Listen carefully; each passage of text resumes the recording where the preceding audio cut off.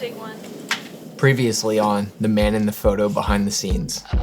Like, I'm sort of on this mission to answer the question to myself of, can you make top quality level indie narrative films through a consistent physical, mental, and financially sustainable process? Good morning. So the look that we discussed coming into this was a super heavy, sort of 16 mil look. Now time for me to just like sit back with my monitor and watch this movie that started with a thought in my head start to happen in real time right before my eyes. Your dad looks like a beast. Carried his family across an ocean for the American dream.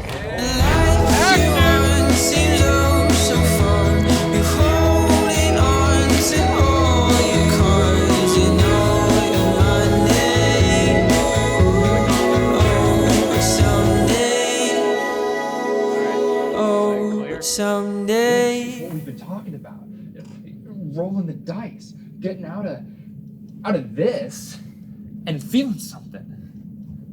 This is your male hibiki. I don't even know where I'd start. And cut. Nice, that was excellent, guys. Really linger on that one. Yeah. Really give me that. I need that hard. Hard, yeah. All right, we're good. Let's get set. All right, let's get set up, guys. Get set. You guys probably need some liquid in your mouth, right? Sure. Yeah, can we get 2 waters real quick? So a lot of what I try to do in my filmmaking is take things that are by nature just uninteresting and find the magic in there. So my thinking when I'm drawing up a scene like this is, how can I make two people having a conversation about a pretty mundane photo feel magical? Capturing purposeful coverage in a scene can bring out that cinema magic. It can pull you into a conversation, help you focus what is worth focusing on, and then establishing the order in this world that you've built so that your audience can just like be in it and understand it. So finding what angles would carry our conversation, like the over the shoulder tights, what inserts could make moments feel a little bit more special, what angles could be most efficient in our time where we can pick off multiple things at the same time. What are we giggling about, fellas? Don't worry It's about it, definitely Craig. something I've been trying to learn and get better at, and I think that just comes with repetition, with making these films, and also just watching a lot of movies, but it's something that I came into this film in particular really wanting to put an emphasis on for my development as a filmmaker.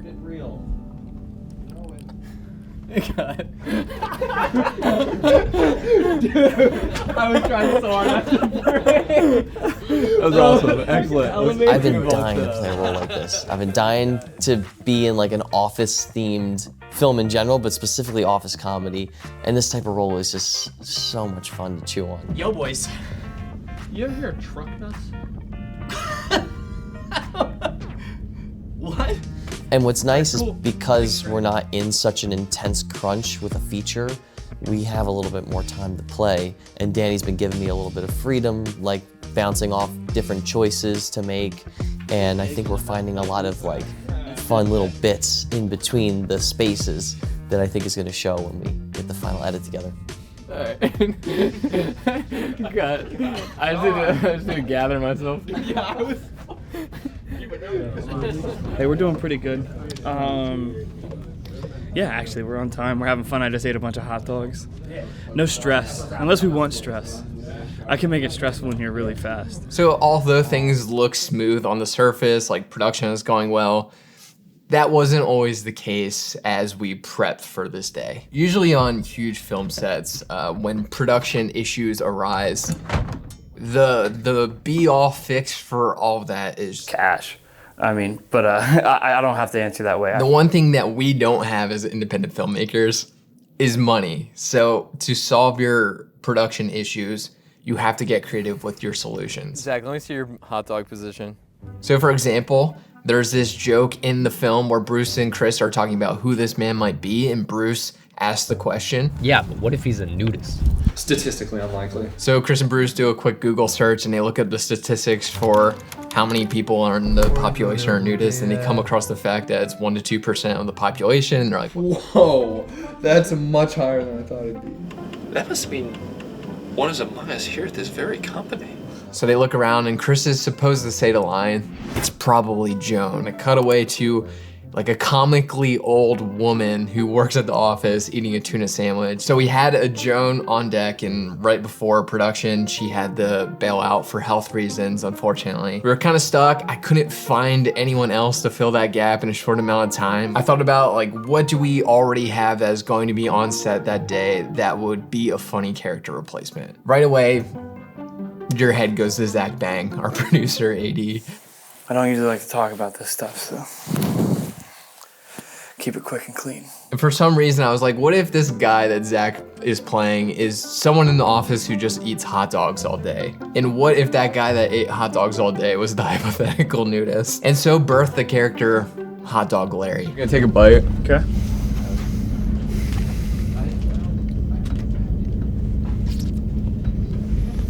Just like, just enjoying it. Yeah. Do you want to?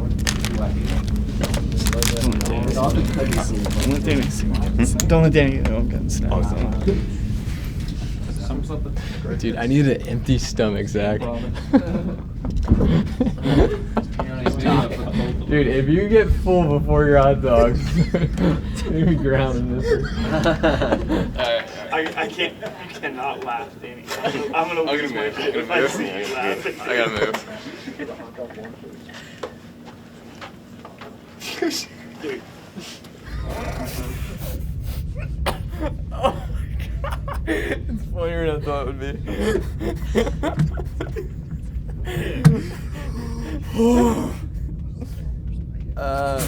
Try to tilt the ingredients towards us. Maybe just hold it in your right hand. Yeah, that's funny. Scene 1, hot dog, take 1. And action.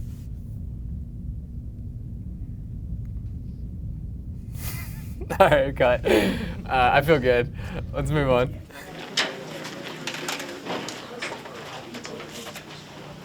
There you are. Looked over the wrong shoulder. Got it.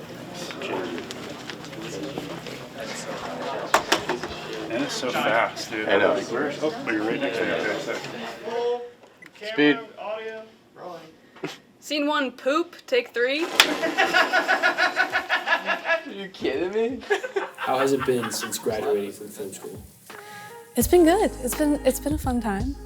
Film school is different to other schools, and I definitely think I learned the most about the film industry from working in it. When I was on I Think I'm Sick, it was my first professional set experience ever. I came on as a PA, and then joined the camera team shortly after. Now I AC almost full-time in the Philly area, which is so much fun, and I had never AC'd prior to Danny's movie, and I don't think I would have chosen that route. I think advice I would give to a new college grad, it would be try everything, of course, everyone's gonna tell you that, but also don't be ashamed to take on jobs that are kind of adjacent to what you wanna do. Like right now I'm doing social media work for some other people in the area just to kind of supplement my like film set stuff, which at first it felt kind of like I was compromising what I really wanted to do, but it has really opened up opportunities for me to, you know, maintain making money, but still working in what I want to do. Fun. That's it? That's it, yeah. Sweet. Super simple. What's your favorite color of tape as an industry? Do you want to be loose on this or static? Yeah, at this point, I everybody's do think free to nobody's go. gonna leave though. No, you literally can leave. Like, we won't care. Yeah, there is nothing keeping you here. Leave whenever. In this film, there's kind of two major montage scenes of Bruce trying to figure out who this guy is. And I love my montage scenes. I love having a lot to work with when I'm editing those. I like a lot of detail shots, a lot of inserts. I like quick cuts. So I want to try something new with scheduling this time around, where we had the bulk of our day and we had the full crew there. And at the end of the day, the Carlo and I and Sahir, playing our lead actor Bruce, would stay behind late at night and get all those extra montage shots and just move quickly throughout them. Plus also the crew was doing me a favor by working on half rates, so I would never expect anyone to work excruciatingly long hours on my sets. So we let the crew know the plan, time came, we wrapped up full crew, and we went into these montage insert type shooting situations, and nobody was leaving. Like, everyone was just kind of like sticking around, having fun, like not wanting to really leave. I was like, seriously guys, like there's zero pressure to stay. Like, you don't have to stay. For the most part, everyone just wanted to hang out and be together. And I kind of like took a moment to just look around and be like, wow, like this is freaking awesome. Like having this community of people around me who not like only care about the thing that we're creating, but it feels like everyone here just cares about each other and like wants to be together. And that's just something that I was super grateful for on this production. How do you think Danny's feeling right now? Huh? Let's ask him. How are you feeling right now? I feel good. I mean, I kind of feel like I'm dying just because we've been in an office space all day. Got here at 6:30. It is 7:30. Also shooting 9 pages, the first scene. It's a lot of dialogue. I think it was like 5-6 minute takes, maybe long 7-minute takes. Doing that multiple times, multiple different angles, different lenses. It takes up time, setup, lighting. But I think in terms of efficiency today, I think we were maybe like 8 out of 10, which I'm pretty stoked about. And tomorrow, Monday, Tuesday, should increasingly get a little bit easier. So, great day. Day 2 rolled in, same exact location, no need for another load in.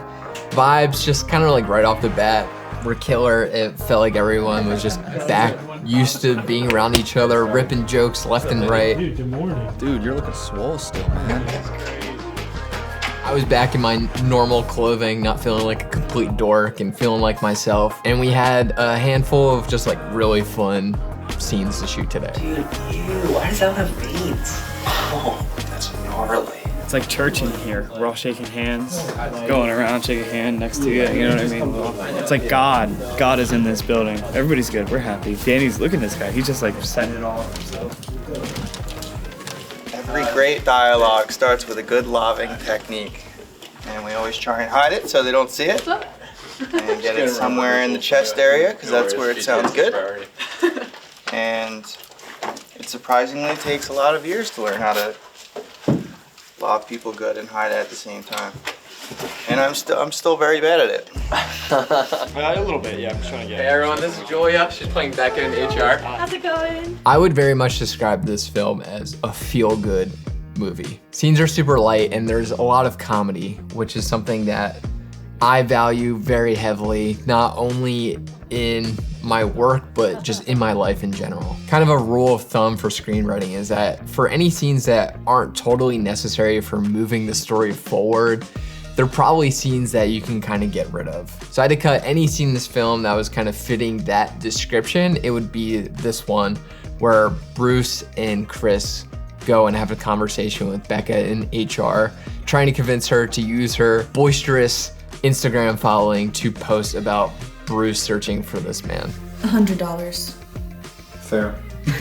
$100 for what? That's like a fifth of what I charge brands. She's right, dude. That's a good deal. You'll see in the film, like the scene itself doesn't necessarily move the story forward or feel like it has to be in the film for the film to work. But there's one super important thing that this scene does. It just like makes me laugh. 100 for what? That's like a fifth of what I charge brands. She's right, dude. That's a good deal. And that to me felt valuable enough for me to keep this scene in the film and bypass that general screenwriting role. You have anything to say to Cam? Yeah, stuff you don't think about. Coffee's good for you. And you give them a voice. Unless you're choking on it. Yeah, so that's like a And it's not good. Today's going good. If you don't count all the takes that I screwed up, it's been awesome. How you enjoy playing your character? Dude, it's just me. This isn't acting anymore.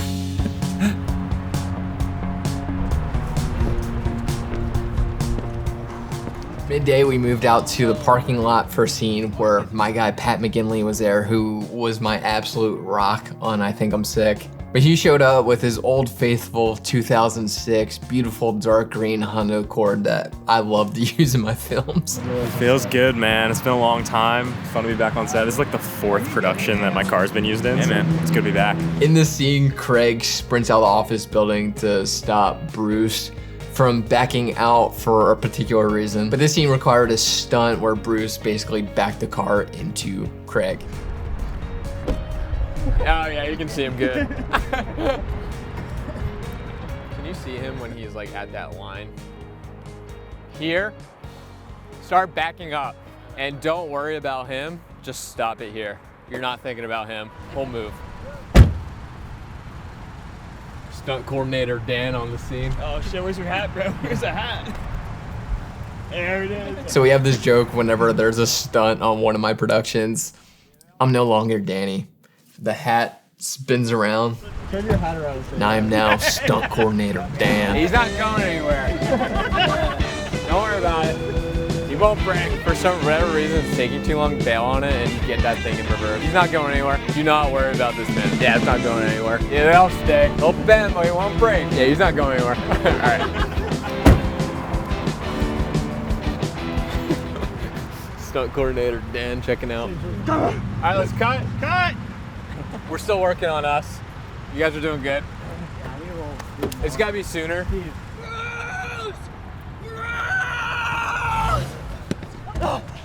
Bruce! Roll on your window! Roll on your window!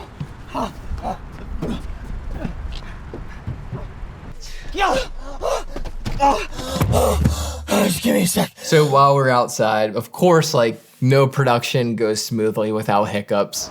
Move your chair back a little bit. I'm feeling it, yeah. We need to cover that. After 2 months of it not raining in the Philadelphia area and us being in a drought, it decides to rain on the one scene that we have outside. Dude, it literally hasn't rained in 2 months. Literally wasn't even on the radar. I wasn't even on the radar. I checked the weather this morning. It said 9 p.m. The rain stayed light enough, luckily, where we were able to just get the shots that we needed to get. And that was a wrap for Sean Conway, who did like an outstanding job with Craig, really brought like so much laughter and joy to our production. Hey guys, that's a wrap on Craig. Woo! Phenomenal job. Incredible. Holy shit. Yeah. Oh, you're an inspiration. That's all I got for you. Cool. Cool. Thanks, sir. Here with stunt camera car operator Dan, we do not condone self-rigging of cars without professionals. Dan is a professional and is willing to risk his FX3 for anything. Take her with Carlos. It's fine. This is what I used for that car shot in my last video. We're gonna tape it as well. It's a different guy. At this point. Yeah. Going backwards. Yeah, I'll get you. For majority of the shoot, a lot of the A-roll, we use Carlos Sony Venice just because we have it.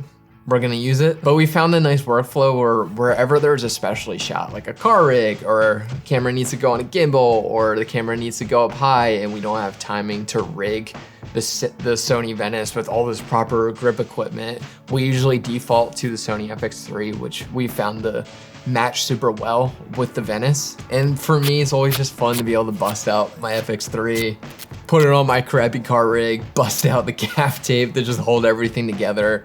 It makes me feel like I'm back like to my roots. Oh yeah, that's not going anywhere. Is your door open? No, this is my backup camera. No, you're fucked. Next up, we headed inside for a fun little bathroom scene because it's never a Danny Gevirtz film without a bathroom scene, apparently. How many times are you gonna watch that? Just one more time. But we wrapped that scene, and that was it for Chris.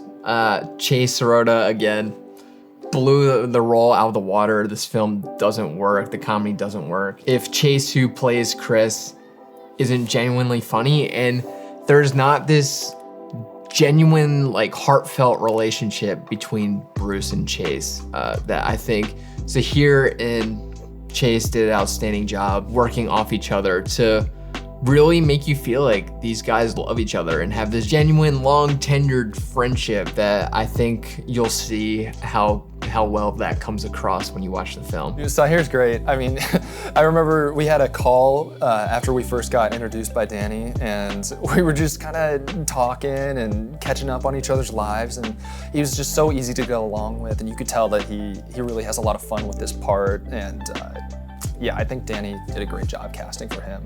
Working with Chase has been such a great experience, both just personally, just like it's been so fun just meeting him, and it's been such a great time, but also like I feel like I've learned so much just talking to him, because like one of the most like talented like actors I've gotten the chance to work with, and I feel like building off of each other in that way has just been so awesome. The handshake was really fun. We like came up with it the first like time we met each other like in person. Anytime we see each other, we do it, and I'm sure I'll see him again after this wraps, and we're gonna keep on doing it. So I'm excited.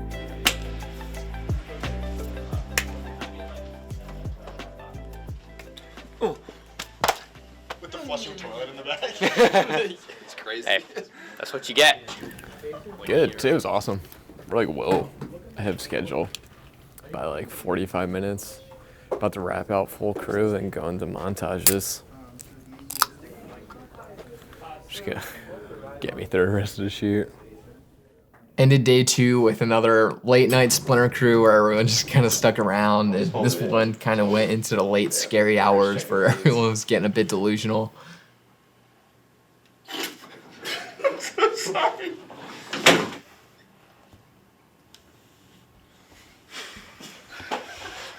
Alright, reel it in.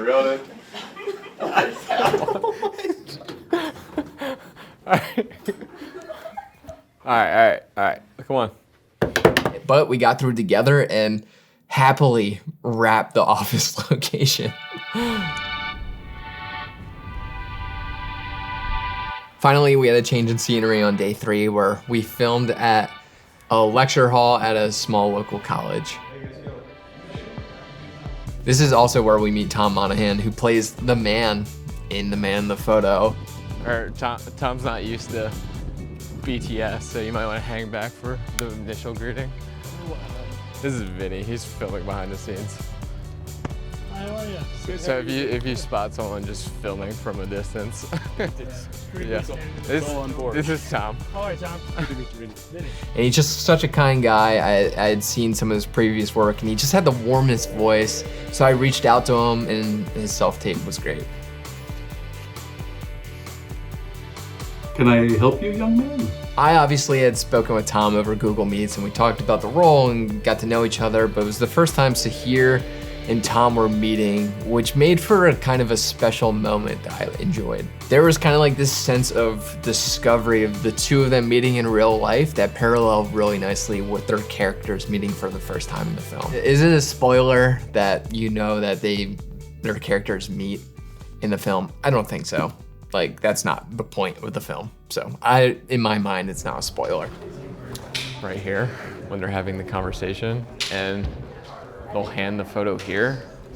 And I think after the photo is handed off, when Bruce starts rambling, I'll have him just like sit down here, continue the conversation. I was really excited about this day because it was the only scene that we were shooting for this day. We had from 12 to 5 p.m. to get it done. That was the only time that the university had the location available for us. But it felt like a breeze. Like, we had been through so much, and I think I'm sick shooting like 8 scenes in a day. Like, even on this production, shooting 3-4 scenes in a day. Shooting one in 5 hours felt like nothing. The only caveat to that was this was the only location Carlo and I weren't able to get into prior. So we weren't able to discuss blocking or coverage or kind of get ahead of the plan before all the extras were there, before all the crew were there. Everyone was just kind of staring at us while time kind of slipped away. This day kind of snuck up on us a little bit. I think we thought it was going to be easy because it was like the same place the entire day. Got a bit of a slow start, and now we're We're just trying to catch up. The other issue was that this was kind of a more grand location, that we didn't have a lot of control over the lighting. And when you have a small genie team, it's really hard to light these types of spaces. But I'm softening him a little bit. It's not on him yet, though.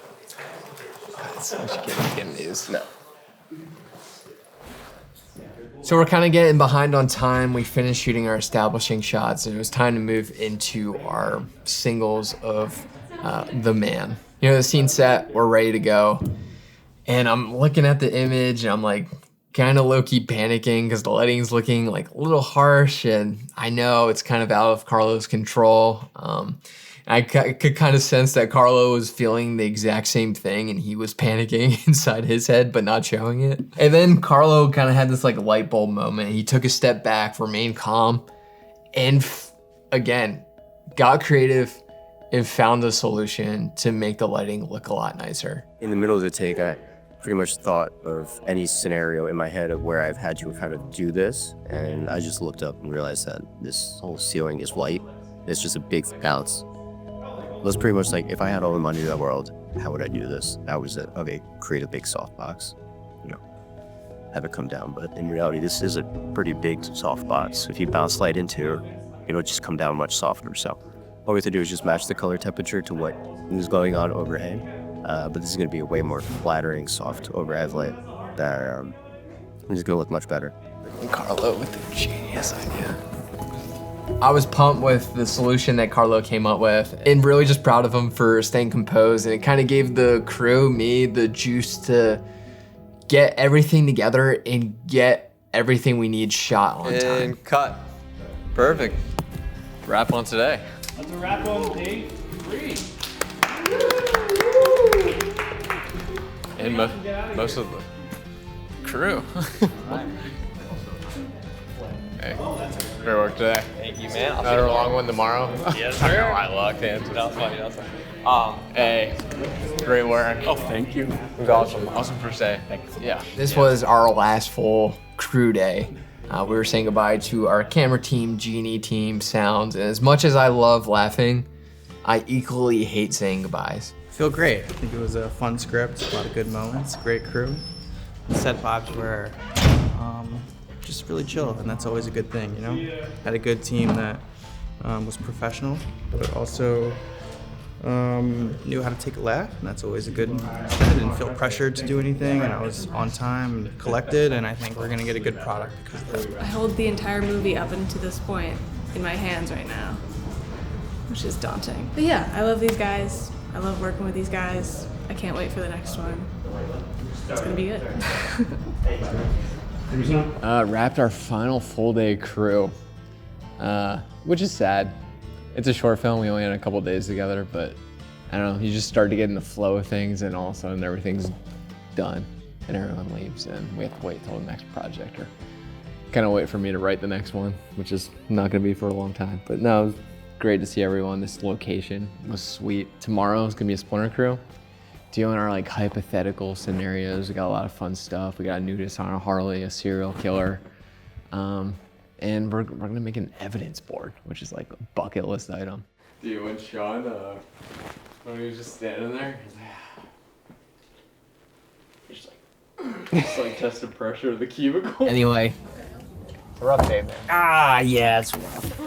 It's so good. Day 4 was the last day of production with a very small crew at my house. And this day in particular was just built for me. When they say make things that you would want to see in the world, that's what this was. I think like right here is good. Bro, this truck is serious. Yeah. On bed with the sun. Man. Thing's sick, dude. I'm gonna need another one so I can center it. Dude, hell yeah. That looks so good. I love narrative stuff so much because it kind of is the only space where you can be just like as weird as you possibly want to be. In the film, Chris and Bruce, when they're discussing who the man might be, they kind of do bits back and forth of hypothetically who this guy could be. What if I do find him? And what if he's not a good person? What? Like, what if he's a And that's what these scenes that we were filming were.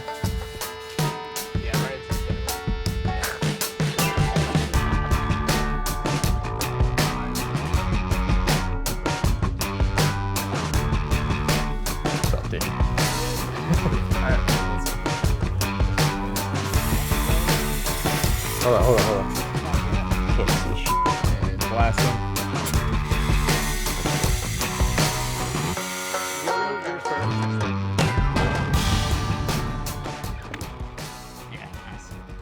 Quick tangent, in the photo, in the man in the photo, this is actually a photo of Sahir and his father when Sahir was young that I photoshopped out of their original photo, put them in front of Independence Hall in Philadelphia. Then I had Tom send me photos of him from 2000 where I photoshopped him out of that photo, put him in this one, gave him hair, glasses, a beard. And then since in Chris and Bruce's mind, like, this is what the guy looks like. This is what he looks like in all their hypothetical situations. So I actually had to go out, get a wig for Tom, get glasses, got some beard darkener for his beard. Then I actually went out and found a jacket that was as similar as I could possibly find to the one that Tom was wearing in this photo of him from 2000. But yeah, that's just another example of like how much effort you have to put into like the props in your film for it to work. I'm gonna kill you. Can you pull up the reference? Do you want it to be more contrasty, like on his? Do you want to even see that side of his face? Yeah, I think that's nice. Okay. Looks like we're not returning the jacket. I guess. Well, you know what? It was worth it. Huh? Up there. Up here. Let me just get a little up here. Oh yeah, that's the Up your ear. Okay. My fingers are sticky from the blood. My fingers like. Action. Reset. So that was a wrap on Tom, and we moved into our last scene, which was Bruce's apartment where he draws up an evidence board based on the leads that he's getting about who this man is.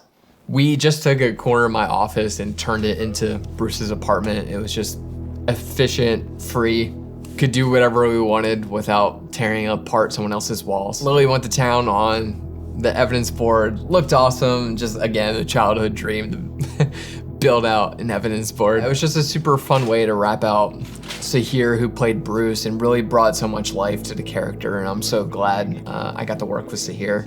Danny and the entire kind of like this Pennsylvania crew, I love it, and I love working with all these guys, and I hope I can keep doing these projects because at the end of the day, like storytelling is kind of like my passion, what I want to do. So it's been such a great experience working on this short on Man in Photo, and just excited for the future, man. That's so sick, dude.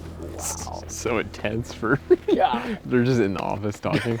And it goes to there. I love that, dude. All right, let's get the home. Yeah. Next couple of days, I did a bunch of little insert shots. I got to editing. It was sent out to sound and color already, and I have it back, and I'm just really excited with how this thing came out, and I can't wait to share it with everyone next week on Wednesday. This process, the way we made this film, like this feels sustainable. And I'm just excited to continue to use it and refine it and just continue to do the thing that I love to do, which is just make films with friends. I hope you enjoy the final film as much as I do next week. I love you. Bye. I got fart, dude. No. I can't hold it. It's just like I'm starting to get BGs and it's uncomfortable. What? What? Don't come back. Wait a minute. Just got air out the fans. Air it out. Bro, you just yourself. Did I tell you that I myself at IKEA? He's been telling everyone. Okay, wait. When do you want to record Chase's line? Oh wait, I need on like the phone line. Oh, that's true.